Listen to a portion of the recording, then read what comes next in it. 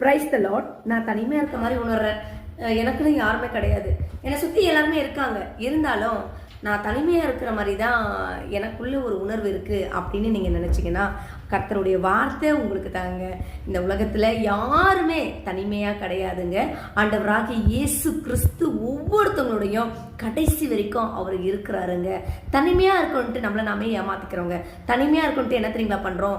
யாரை பார்க்குறோன்னா ஜனங்களை நோக்கி பார்க்குறோம், மனுஷங்களை தேடி ஓடுறோம். இவங்ககிட்ட ஆறுதல் கிடைக்குமா, இவங்களுக்கு ஃபோன் போட்டு பேசினா கொஞ்சம் ஆறுதலாக இருக்குமா, இவங்க என்னுடைய மைண்டுக்கு ரிலாக்ஸ் கொடுக்குற மாதிரி ஏதாவது பேசுவாங்களா அப்படின்னு ஒரு எக்ஸ்பெக்டேஷன் மனுஷங்க மேலே வைக்கிறவங்க.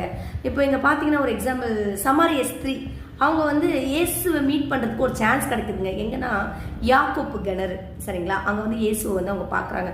இயேசு சொல்கிறாரு, உன் புருஷனை கூட்டிகிட்டு வா அப்படின்றாரு. எனக்கு புருஷன் கிடையாதே அப்படின்னு அவங்க சொல்கிறாங்க.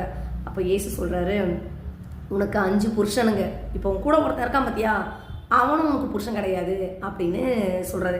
சமாரியா ஸ்திரீயோடைய வாழ்க்கையில் நம்ம ஒன்று மட்டும் எடுத்துக்கலாங்க. எவ்வளோ பேர் அவங்க வாழ்க்கையில் கடந்து வந்திருப்பாங்க, எத்தனையோ நபர்கள் வந்திருப்பாங்க. ஆனால் அவங்க எதிர்பார்த்த அந்த எதிர்பார்ப்புகள் யார் மூலியமாகவும் அவங்க கிடைக்கல. அவங்க தனிமையாக தான் இருந்திருக்காங்க, தனித்து விடப்பட்டாங்க. அவங்க அந்த ஃபுல்ஃபில் அவங்களுக்கு கிடைக்கல. ஆனால் இயேசுவோடைய ஃபர்ஸ்ட் மீட்டு, ஜீசஸை பார்க்குற முதல் சந்திப்பே பார்த்தீங்கன்னா அவங்க திருப்தி அடைகிறாங்க. எப்படிங்கன்னா இயேசு சொல்கிறாரு, என்னன்னா வாழ்வு தரும் ஜீவ ஊற்றி என்கிட்ட இருக்குது, நீ அது குடி, உனக்கு தாகமே எடுக்காது உன் லைஃப் லாங் அப்படின்றாரு.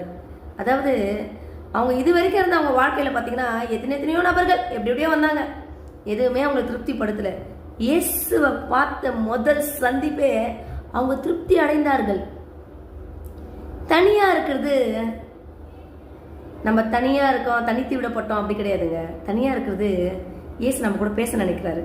அதெல்லாம் நமக்கு ஒரு பாக்கியம், கிருபை. இயேசு நம்ம கூட பேச நினைக்கிறது.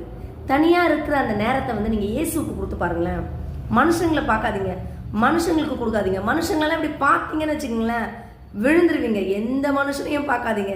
உங்களுடைய இருதயம் இயேசுவை நோக்கி பார்க்கட்டும். அப்போ நீங்கள் விட மாட்டீங்க, அப்போ நீங்கள் திருப்தி அடைவீங்க. இயேசு கிறிஸ்து உங்களை திருப்திப்படுத்துவார், அவர் உங்களை நிறைவு செய்வார். உங்களை ரொம்ப ஆனந்த களிப்பாலும் மகிழ்ச்சியாலும் உங்களை நிறைவாக்குவார். தனிமையாக இருக்கிறவங்கெல்லாம் எவ்வளோ கிருபை பெற்றவங்க தெரியுங்களா? யாருமே இந்த உலகத்தில் தனிமை கிடையாதுங்க. இயேசு கிறிஸ்து இருக்காரு. அப்போது நீங்கள் தனிமையாக இருக்கவங்க கிடையாது இல்லைங்களா? நீங்கள் இயேசுவோடு இருக்கிறவங்க, நீங்கள் ஆசீர்வதிக்கப்பட்டவங்க.